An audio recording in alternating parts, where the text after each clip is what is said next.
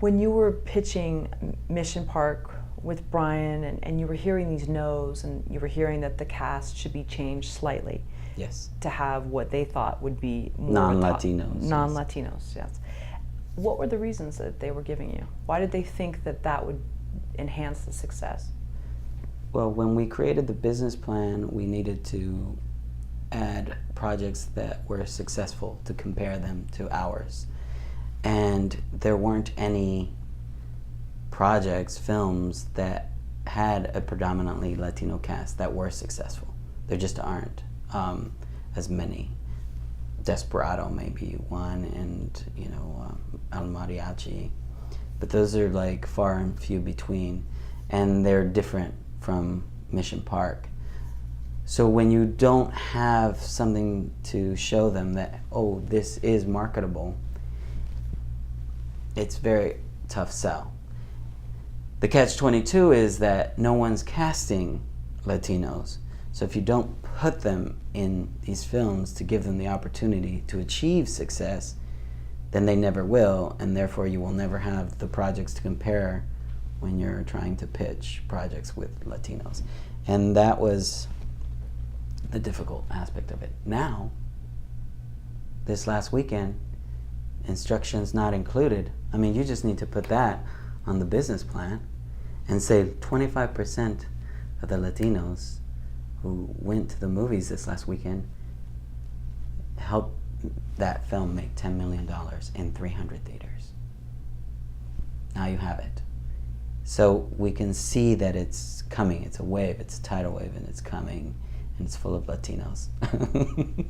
Also, too, did they talk about the roles, who they wanted in certain roles in terms of typecasting, and in terms of, because I know two of the roles are they're agents, right, of the four friends, Correct. And then two are people that or maybe were drug dealing or in gangs or something like that.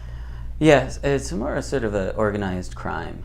Okay. And they were okay with a Latino being the bad guy or the sexy, leading lady, or maybe even the sidekick, but not the lead. That belongs to a non-Latino. And Jeremy Ray Valdez was perfect for this part, and we just weren't going to not cast him in it. So we kept moving forward and said, listen, we know that there aren't any films like this out there, but we hope to be the first.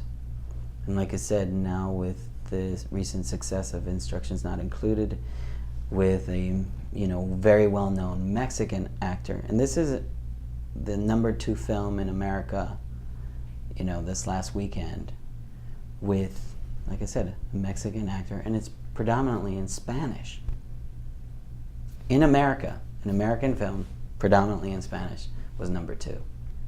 So you look at that and you're like, things are changing.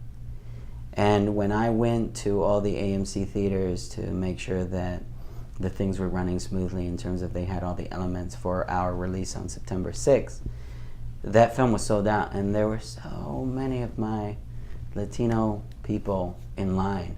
So many. They love going to the movies. We love going to the movies. And I think it's only fair that if they spend all their money going to see movies, they should at least be able to see themselves not only in the theaters, but on the big screen. And thankfully that is happening. It doesn't mean that the white people are going to fade away. It just means that there's going to be a nice balance, and that there's going to be an even share to sort of have everyone's story up on the screen from many different backgrounds. My Asian brothers, as well, they also want to be represented and all that stuff. So we need just different stories, and Mission Park is a different story, and it's told our way, and with talented American Latino actors who are worthy of being on the big screen as any other actor. They really give solid performances, and now people can't say that there aren't any good Latino actors in Hollywood. There are. I cast some of them. So